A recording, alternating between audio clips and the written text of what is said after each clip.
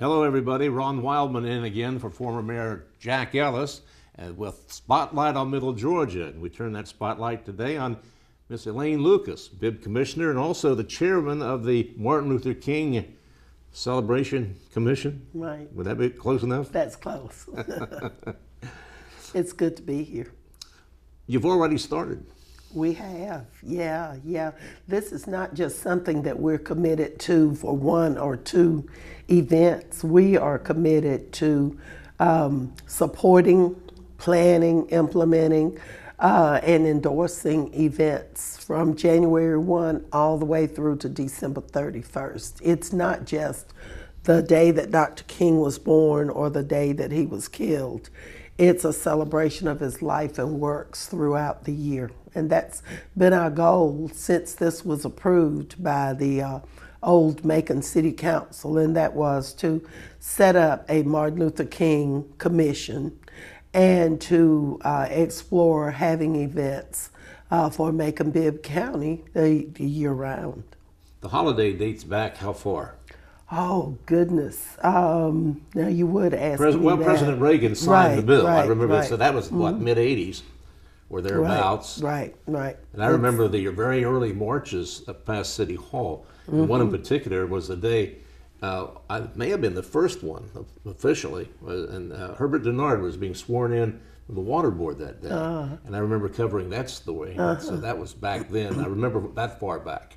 Yeah, and my son Lenny is 41, and I remember pushing him in the parade, in the celebration, the march, in a stroller. And my other son wasn't even born then. So Macon's celebration goes back that far. So it's been a long time, and each year there are various organizations that join in and provide events that we put onto a calendar, which is on the Macon-Bibb website. And we try to update it as organizations let us know that they are planning events. Then we add those events to the calendar because we want this to be a year-long celebration of the life and works of Dr. King. We all honor his memory, and what we try to do is provide activities so that our young ones especially know that this was a great man and this is someone that we all need to celebrate because his life offered us lessons in bravery, in dedication, in the power of family, the power of helping other people, service. And so that's one of the most important outcomes of these King events, and that is to impress upon especially our young people the necessity of service and the effectiveness of service to your community. Talking about the calendar, even though it's a young year, we do have to go back a little bit. The first activity, emancipation. Right, the Emancipation Proclamation was the very first one. That was January 1st. And it was held at New Pleasant Grove Missionary Baptist Church on the east side. The new pastor there, Reverend Richard Robinson, brought the message of freedom and liberty to the crowd that was there. That is an annual event, and it's sponsored by the Evangelical Ministers Alliance. And by the way, they are our organization of the year. We designate one of the organizations as the organization of the year for their willingness to sponsor events and the fact that they are involved in not just their events but other events throughout the year. And I just have nothing but praise for the Evangelical Ministers Alliance. It's a group that's made up of ministers from all denominations, and they get together every year and they plan a series of events. They have gospel programs. They have King Awards where they recognize various people in the community who have provided service, educators, ministers, people who are in businesses, all of those kinds of folks. So that first event was the actual kickoff. And then the next events, of course, will be those that are centered around the marches, which will on the 21st. And each one will start at 11 o'clock from various locations around the community. And then everybody will then converge at City Hall, where they'll be greeted by the mayor and by the president of the Evangelical Ministers Group.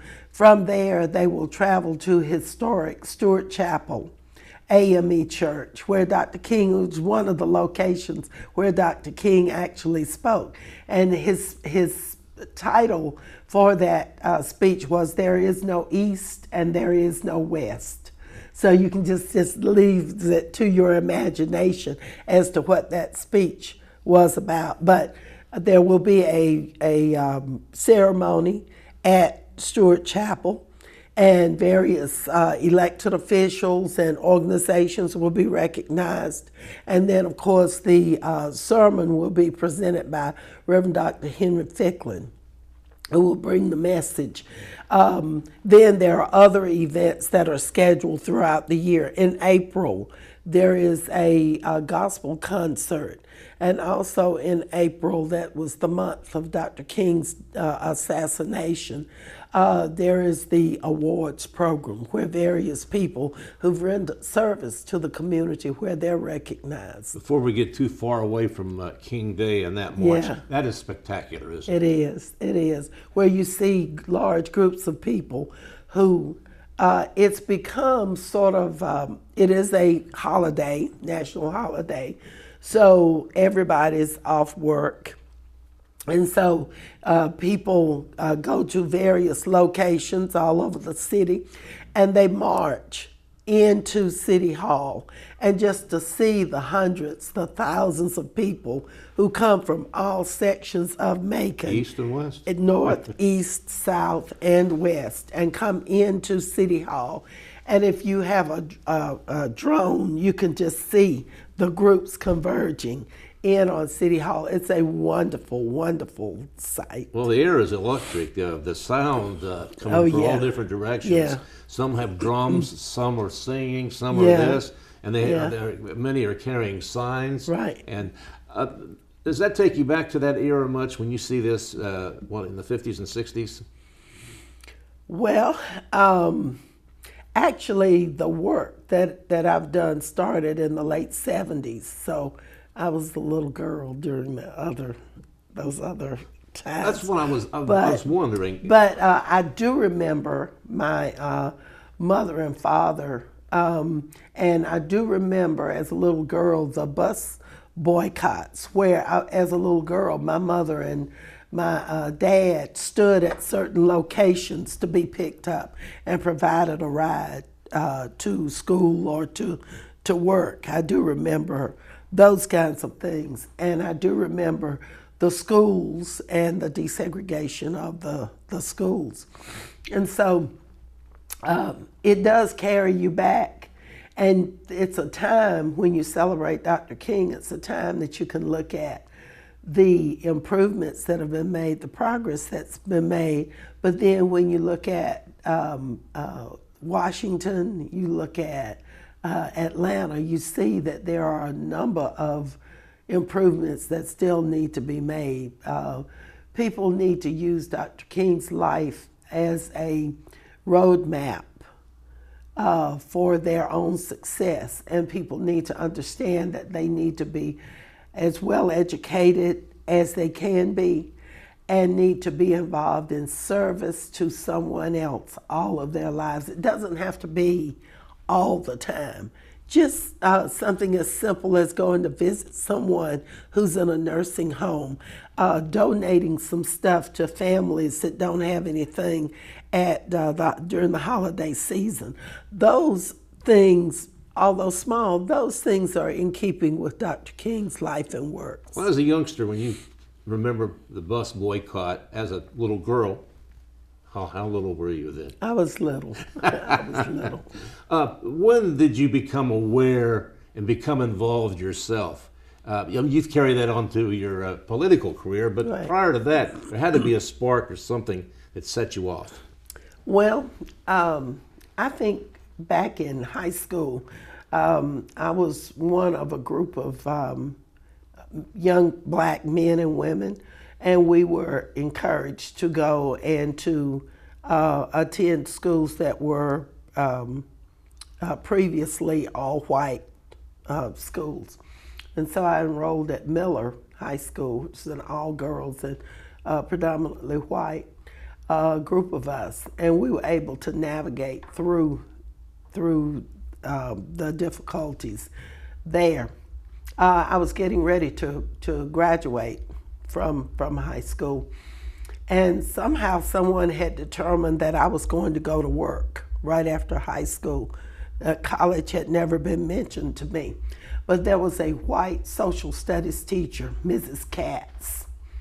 She has passed on, but I never will forget Mrs. Katz. Mrs. Katz asked me one day in social studies, "Why are you not going to college?" That was the spark. She actually noticed that I guess I was always a good student. So she noticed that I had done very well, and she asked me, "Why are you not going to college?" And from that day on, we started working on getting my application into what was Macon Junior College, and getting the SAT taken and all of that. And I went on to college. That lady, that white social studies teacher, made that difference. And I think that was I could have gone to work, but Mrs. Katz moved me in the direction of going to college. I'd always wanted to teach, had played school with my little brothers and sisters and our little pets and everything. And because of Mrs. Katz and her interest in me, I went on to college and then transferred to Savannah State, finished there, and came back to work in the Bibb school system. That was one deciding moment. But at Savannah State, I took a class called The Family, and Dr. Otis Johnson was the professor. He went on to be a mayor of Savannah. And Dr. Johnson sent us on this project to register voters in Savannah, in some of the poorest areas and underserved areas of Savannah. So we went out and we noticed all that was going on. We knew we didn't have very much, we were poor, but you saw real serious poverty in the areas that we went into. So we registered voters, but then when I came back to Macon to work in the school system, I picked that up and joined forces with Herbert Denard and Robert Brown and a number of other people, and we started the Bibb Voters League, and we were able to register thousands of voters. And those were just deciding moments for me that pushed me in the direction I think that was meant to be. And then after meeting and marrying David, then of course I became involved in his campaigns and ultimately heard people say, "Well, you've worked in others' campaigns, why have you ever thought about running?" And so that's when I made that decision. Were you in the first wave of black commissioner or council?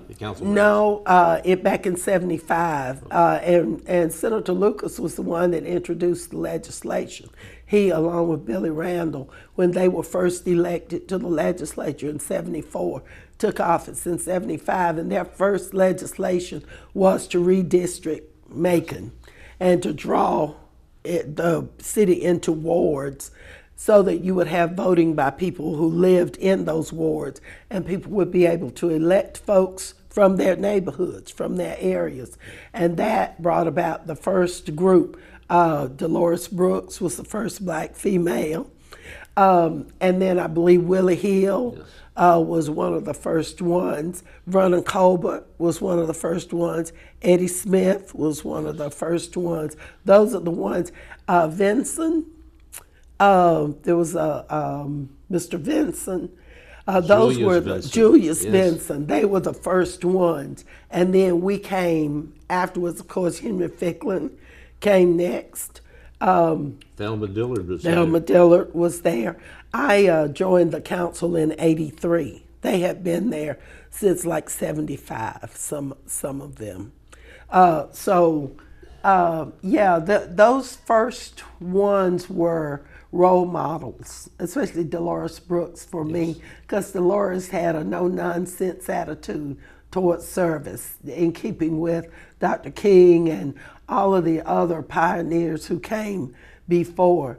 And Dolores taught me that you're here for a reason. You're not just here because people like you. You're here for a reason, and you've got to be very assertive in making sure that the people that you represent get what they pay their tax dollars for. She could be assertive, but she was in a kindly That's way. right. I mean, That's she had a right. manner about her That's that a lot right. of people don't have. That's true. That's true. I remember in particular, I don't know how many terms you were on, but you sat out a 4-year term in there. Well, I lost an election. Was that after the first one, or- '83, I served the first term. Yeah.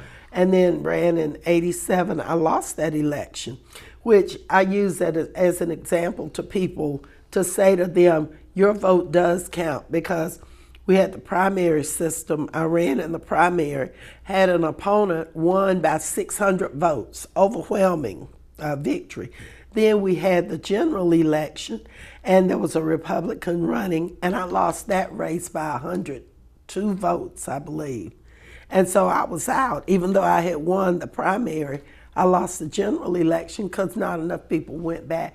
And what I remember about that 4 years, though, it was like you were never gone, though. You went to every meeting, Went pretty to much all every the meeting, meetings. I and sure attended did. as if you were on that council. That's right. And then the next election, Right. you got back in there. In '91, I ran, and the people reelected me. I think the person who had won the seat didn't really realize that it was as much time commitment as it was, and I always realized that serving people is you end up committing a lot of your time. It's really 24/7.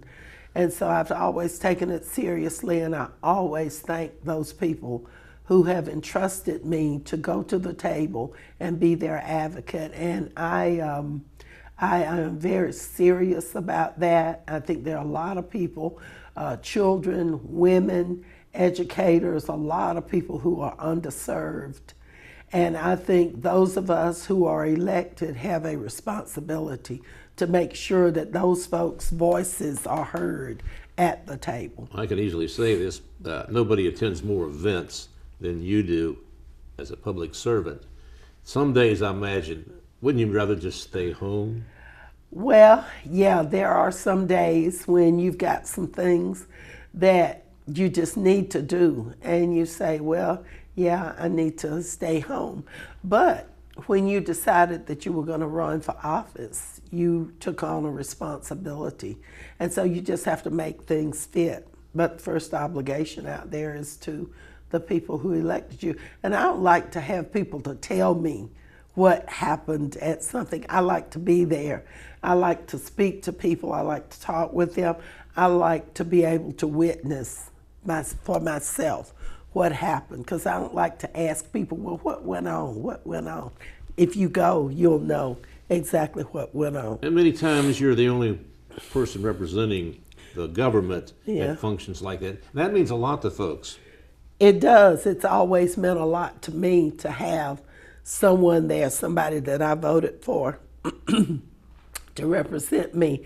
And so I've always taken that seriously. That's one of the things that we learned from Dr. King's life. That's one of the things that I learned from Dolores Brooks, that you need to be present. You need to be there. You need to show your service rather than just talk about it. You need to show your service. And so I've taken that seriously. And the King Commission is one way of all of us showing that we do care about the community and planning activities and supporting activities that help us to spotlight Dr. King year round. How many members are on the commission? We have 11 members serving on the commission. We have people like Dr. Henry Ficklin, excuse me, We have Joyce Gray Humphrey. We have June O'Neill with the Mentors Project. We have Reverend Evans Brown. We have Dominique Johnson. We have someone representing labor. It used to be Mike Gardner. Mike is ill now, but we do have representation from labor. And there are several other members, and I know I've forgotten. We have someone from the Tubman, someone from the Douglas Theater. And so all of those folks are from varied backgrounds, bring various skills to this celebration, year-round celebration. And then we plan several events. This year, we are planning a musical event, a citywide music event. And then we also want to plan something where we involve the youth. And so that will be later on in the year. Getting past the actual King Day and move into some of the other activities, what would be next on the agenda? Well, next on the agenda, the beloved community, which is Mercer's yearly presentation, and we are very happy that they have become a part of the activities of the King Commission. And all of these events are listed on the Macon Bib webpage. So anyone who's interested in attending or seeing how many events are on there, what things they might want to be a part of, and they can also let us know that there are events that they are sponsoring that they might want to have listed. The Parks and Recreation Department is planning an oratorical contest where they have young people who will write short speeches and present them, and they will receive cash prizes. So those are some of the kinds of things that are going on. All of these things that are in keeping with promoting the life and works of Dr. King, service to the community. Speaking of oratory, he was one of the world's great speakers. Oh, yes. I was in New York City when all of his family items and everything was up at an auction house. And fortunately, the city of Atlanta jumped in and saved it. But yeah. I was doing a story on it up there. I happened to be visiting at the time, and they had his grade card there from, I don't know, I think it was high school, and oratory, C+. I'm thinking, here's the grade. But that might have spurred him on rather than, Yeah. you know. Yeah. But I just thought that was interesting. He gets a C+, the greatest speaker possibly we've ever produced. Well, And that's amazing. I'm sure there are a lot of people who went on to be great folks who someone never thought that they would do very well. But Dr. King is the only Georgian, I believe, to win the Pulitzer Prize. He just was a great person, and is an example of what people ought to be about. when did you become first aware of him? It would have to be, I was aware of him in my early years, but with his death, I remember being a senior in high school, and the announcement came over the intercom from our principal, Ms. Hargrove, that Dr. King had been killed. And of course, just tears just flowed. So there was that awareness, although maybe not the awareness of an older adult, but that awareness that this was just a great loss. And I remember one of, excuse me, my teacher coming over to comfort me in 12th grade. And I just felt this great loss. And then, of course, later on, with all the news reports and people talking about, what a great loss this was for the world, for people. And Dr. King was in Memphis advocating and leading marches for garbage workers. And that's why several years We have joined with the NAACP in doing a tribute breakfast for our public works employees. Yes. When is that? Well, we have a couple of them planned for this year, and we'll be announcing those. They'll be on the City of Macon website. I remember over the Buck Melton Center. Are they going to be over there again this year? Or? We will probably be at the Public Works Department auditorium. Yeah. Mm-hmm. It's always a great event. Oh, yeah, yeah. And Public Works employees, they're the ones lowest paid, do the dirtiest jobs. In Memphis, they were mistreated back during the time of Dr. King. And he was there advocating for them when he was killed. So we just felt like that would be a fitting tribute. Well, you know, on behalf of the Public Works people, we have police, we have fire, we think about them all the time, and other governmental services all over the place. But they, every day or every week, touch each and every one of us. That's right. And they're indispensable. They are. And yet they're the last we probably think of most times. Yeah, yeah. But I'm committed to not letting that happen, to make sure that we always advocate for them and look at adjustments in pay when it's necessary.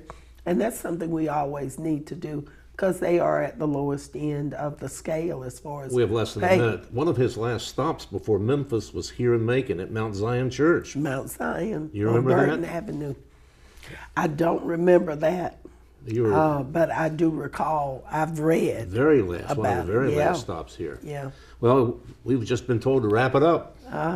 Did you get everything in pretty much you I wanted did. to? People just need to, if you say you love Dr. King and you honor his memory, participate in some of these events. If you want to know which ones are coming up, check Macon Bibb's website, or they can call me, and we will give them a list of the events Great. that are upcoming. Thank you, Elaine Lucas. Thank you. And thank you for joining us today. For former Mayor Jack Ellis, I'm Ron Wildman here at WMUB TV.